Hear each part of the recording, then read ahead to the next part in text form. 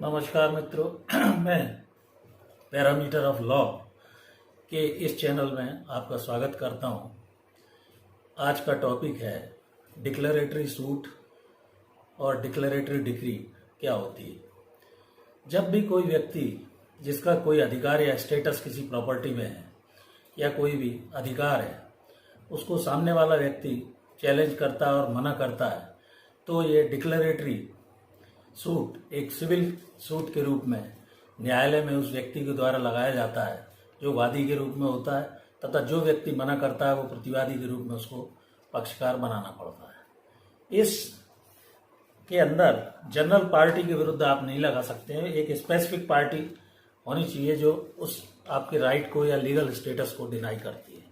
Civil को का ये एक इम्पॉर्टेंट केस है जिसके अंदर डिक्लेरेशन सूट सेक्शन 34 और 35 स्पेसिफिक रिलीफ एक्ट 1963 के अंतर्गत ये दावा लगाना होता है और सूट फॉर डिक्लेरेशन अधिकार की घोषणा करने के लिए न्यायालय से निवेदन करना होता है।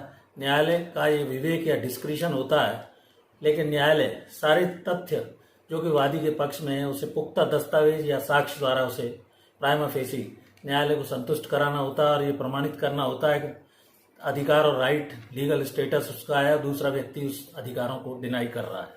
सिविल कोर्ट में ये मामला प्रस्तुत होगा, ये सिविल राइट के रूप में लगाना होगा, जिसमें किसी भी व्यक्ति के अधिकार या अस्तित्व जिनको सामने वाला व्यक्ति नकार रहा है, ऐसी डिक्री उस व्यक्ति के पक्ष में मांगने के लिए, जैसे प्रॉपर्टी की कोई राइट मांग रहा है तो उसके साथ साथ प्रॉपर्टी का पोजीशन भी आपको मांगना होगा कोर्ट से स्पेसिफिक रिलीफ एक्ट के अंतर्गत, और उस की अथेंटिसिटी अधिकार आप रखते हैं ये बतलाना होगा। अधिकार मानने से सामने वाले ने मना किया है, इसका सॉलिड प्रूफ डॉक्यूमेंट्स आदि भी प्रस्तुत करने होंगे। जिस व्यक्ति के खिलाफ जिसने आपके अधिकारों को मना या डिनाई किया है ये मामला लगाना होगा। डिक्लेरेशन के साथ साथ पोजीशन का भी आपको एक रिलीफ मांगना होगा। प्राइमा फेसाई केस प्रूफ करना होगा, ये क्योंकि आपका सिविल राइट है। पर्याप्त तो दस्तावेज अगर आपके पास नहीं है तो आपको कोर्ट से वो डिक्लेरेशन मिलने में कठिनाई होगी।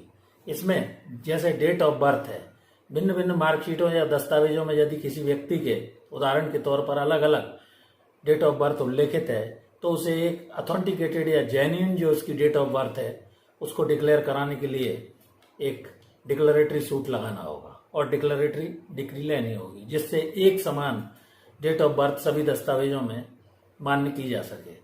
दूसरा है कि कोई व्यक्ति जैसे 7 साल से कोई लापता हो गया है और उसका आता पता नहीं है, तो सामान्य उपधारणा ये रहती है लॉ में, चाहे वो पति पत्नी हो, कि 7 वर्ष से जो लापता है, जिसका कोई पता नहीं है, अस्तित्व नहीं है, देखा नहीं गया है, तो उसको मरा हुआ डिक्लेयर करने के लिए सिविल कोर्ट से डेथ डिक्लेयर करानी होगी। इसके अलावा इस अधिनियम की धारा 34 स्पेसिफिक रिलीफ एक्ट की वादी को अपना लीगल स्टेटस या राइट प्रॉपर्टी में बतलाना होगा। डिक्री तभी जारी होगी जो व्यक्ति केस ला रहा है उसको अपना हक या स्टेटस उसमें बतलाना होगा। दूसरी पार्टी यदि हक मना करती है, लीगल स्टेटस या अधिकार आपको अपना बतलाना होगा। तीसरा, अदर रिलीफ मांगना साथ में होगा, सारे रिलीफ एक साथ मांगने होंगे, तथा पोजीशन दोनों क्लेम और डिक्लेरेशन दोनों आपको क्लेम करने होंगे। स्पेसिफिक पार्टी उसमें प्रतिवादी के रूप में, डिपेंडेंट्स के रूप में बनानी होगी। जो केस लाने वाले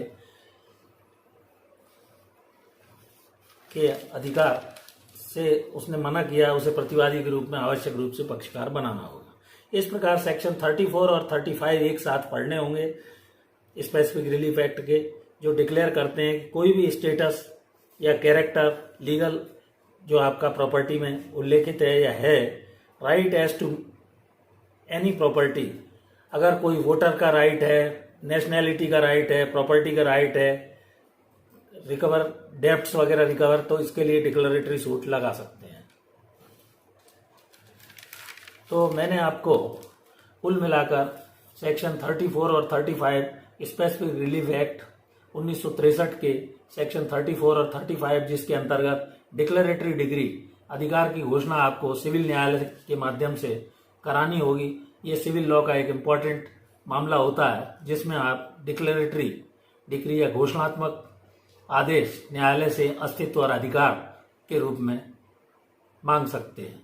कोर्ट कन्विंस होने पर जब सॉलिड दस्तावेज या साक्ष्य आपके पक्ष में है तो आप इसे प्रमाणित कर डिक्लेरेटरी डिग्री या घोषणात्मक अधिकार और पोजीशन आदि की भी डिग्री इसमें प्राप्त कर सकते हैं। Thank you for watching this video. और यदि आपने, एक निवेदन है, अभी तक मेरे इस चैनल पैरामीटर ऑफ लॉ को सब्सक्राइब नहीं किया है तो प्लीज़ सब्सक्राइब दी चैनल तथा इस वीडियो को लाइक और शेयर अवश्य करें। Thank you for watching this video. नमस्कार।